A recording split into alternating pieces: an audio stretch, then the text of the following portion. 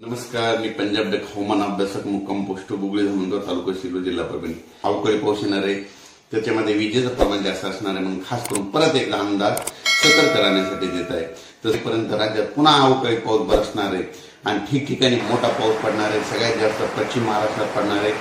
पश्चिम महाराष्ट्रात, उत्तर महाराष्ट्रात, त्याच्यानंतर मराठवाड्यात देखील पाऊस पडणार आहे.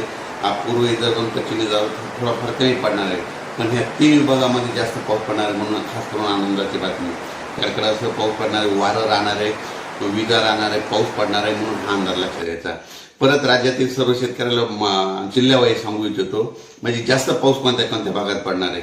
सातारा, सांगली, कोल्हापूर, सोलापूर, पुणे, नगर, नाशिक, नंदुरबार, धुळे, जळगाव, संभाजीनगर, बीड, जालना, लातूर, उस्मानाबाद, त्याच्यानंतर परभणी, नांदेड, हिंगोली ह्या भागामध्ये सगळ्यात जास्त पाऊस पडणार आहे म्हणून हा अंदाज लक्षात